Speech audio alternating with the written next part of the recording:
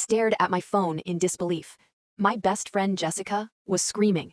She was screaming so loud the speaker crackled. "You cannot be in my wedding, Lily. You are out of the bridal party. Don't even bother coming to the church."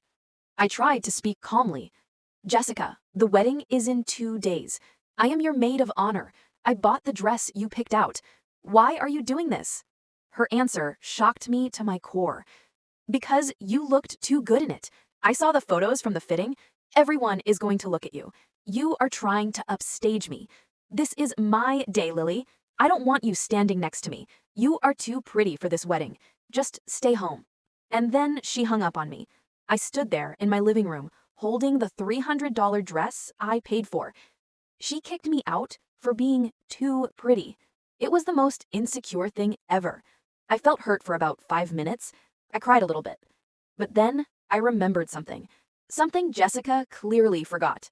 She was so focused on her jealousy, she forgot who paid for the venue. She forgot who paid for the catering. She forgot who signed the contracts. Jessica was broke. I put everything on my credit card because I was a good friend. Well, I wasn't feeling good anymore. I looked at my phone and I smiled a wicked smile. "Okay, Jessica, you want me out of the wedding?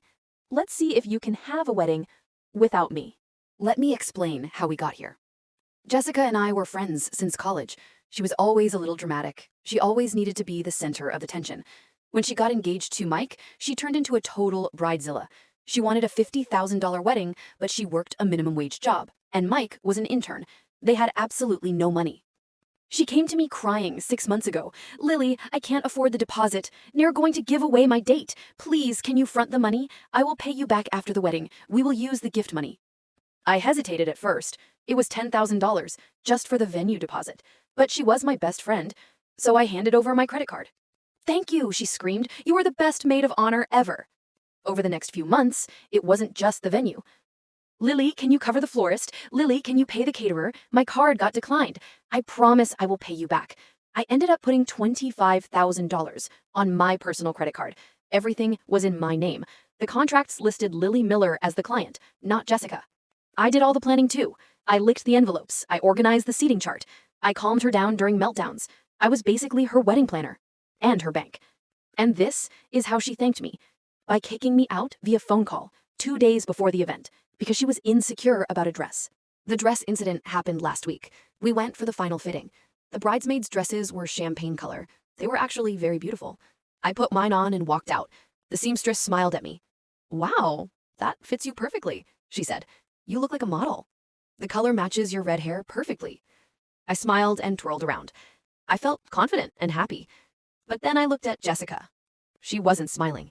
She was staring at me in the mirror. Her eyes were narrowing. She looked furious. "It's too tight," she snapped. "It shows off your curves too much. You look like you're trying to flirt." "I am not," I said, confused. "This is the size you ordered, Jessica." "Well, go change," she spat out. "I don't like it on you." I thought she was just stressed. Wedding planning is hard. I brushed it off. I didn't know she was seething. I didn't know she went home and cried, telling Mike I was trying to ruin her day, telling him I wanted to steal the spotlight. She let that jealousy rot inside her until she made that phone call and kicked me out. She thought she was solving a problem. She thought removing me fixed everything.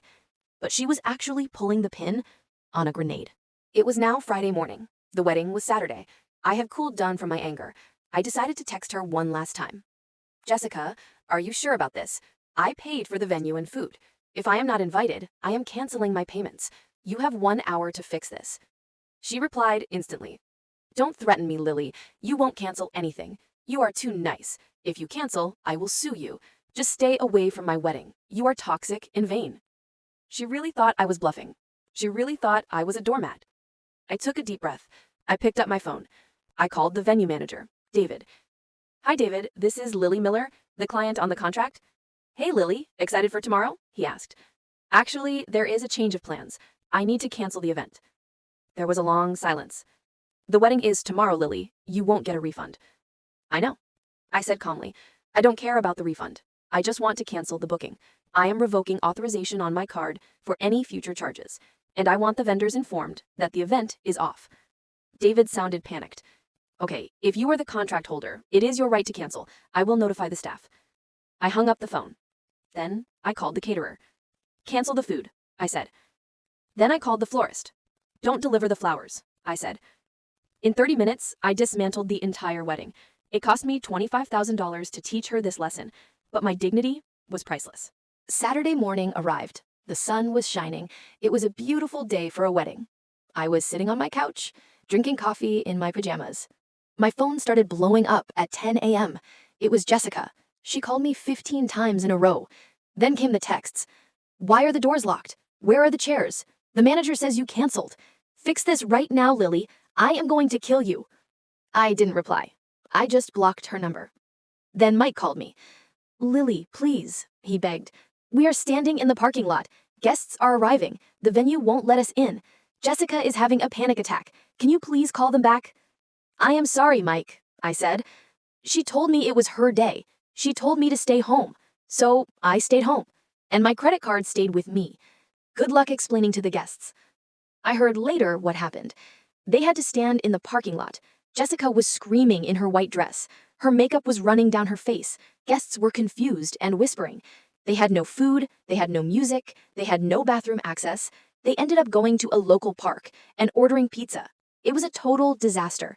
The perfect day she wanted was ruined because of her ego. The fallout was massive. Jessica tried to sue me, just like she threatened. She took me to small claims court. She claimed I breached contract, but the judge laughed at her. Miss Jessica, the judge said, your name is not on the contract. Miss Lily paid for everything. It was her event to cancel. Case dismissed. I never got my money back, but it was worth every penny. Jessica and Mike got divorced 3 months later. The stress of the wedding destroyed them. And Mike actually sent me a text. You were right about her. I should have ran sooner. I am still single and happy. I learned a valuable lesson. Never pay for someone else's dream, especially if they don't value you. I looked at the bridesmaid dress hanging in my closet. It really was a beautiful dress. I wore it to a gala last week, and I posted a photo on Instagram, captioning it, "Too pretty to hide." I saw that Jessica viewed the story, but she couldn't comment because she is still blocked. If you enjoyed this revenge, you will love the next story. My husband left me for being ugly. 5 years later, he needed a job and walked right into my office. Click the video on screen now to see his face when he